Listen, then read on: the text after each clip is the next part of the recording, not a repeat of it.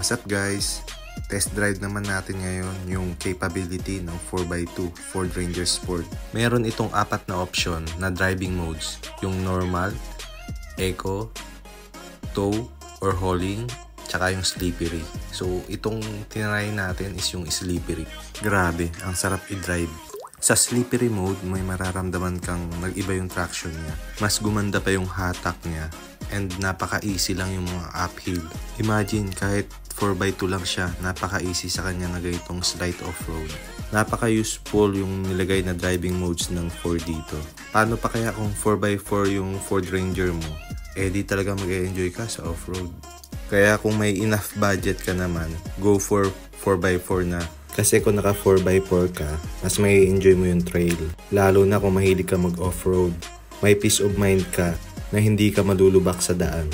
Kaya kung may babalik ko lang guys, sana yung sport na 4x4 yung kinuha ko.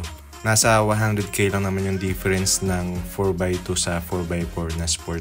Nasa 1,600,000 yung 4x4 na sport nito.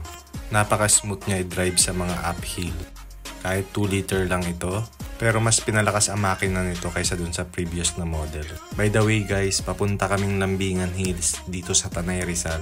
If familiar kayo dito sa Tanay, maraming campsite dito. So kung gusto nyo mag long drive at mag-unwind, isa ito sa lugar na marerecommend ko sa inyo. Napansin ko lang dito sa Ford Ranger natin guys na kahit uphill, kayang-kaya niya talaga. Matipid din siya sa gas. Nagre-range ako ng 8 to 9 kilometers. City driving yun. Napakalambot din ng steering niya.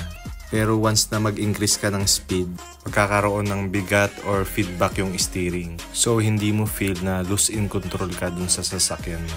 Napaka-planted din ng sasakyan na ito. Sa mga twisty na road, grabe, ang sarap niya talaga i-drive. Tsaka ang ganda talaga ng suspension niya. Hindi siya matagtag. Hindi rin siya sobrang lambot. Sakto lang guys, yung tipong hindi ka tatalbog-talbog sa loob ng sasakyan mo kapag dumaan ka sa mga lubak. Tsaka hindi yung sasakit yung katawan mo sa long drive. Kung i-compare ko tong Ranger natin sa ibang truck na na-drive na natin, katulad ng Toyota Hilux, Nissan Navara, Isuzu D-Max, tsaka Estrada, mas gusto ko talaga tong Ford Ranger. Pero alam nyo ba na hesitant din ako bumili ng Ford Ranger dati. Pero simula pa dati, ito talaga yung sasakyan na gusto kong makuha. Kahit marami nagsasabi na sirain daw, mahal daw yung maintenance, pero nag-go pa rin tayo sa Ford Ranger at hindi tayo nagsisi doon. Napakaganda ng interior niya, yung display, talagang kahit maipit ka sa traffic, hindi ka mababagot.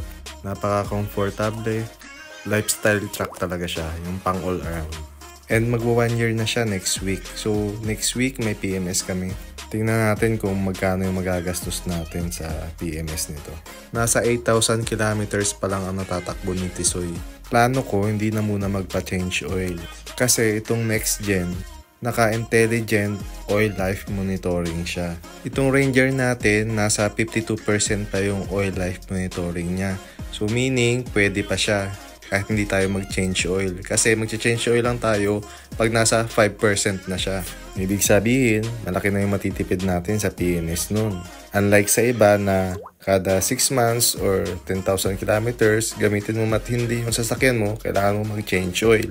Kaya sa next video ko, update ko kayo regarding my PMS. Para dun sa may mga planong bumili ng Ford Ranger, magka-idea kayo kung magkano yung first PMS ng Ford Ranger natin.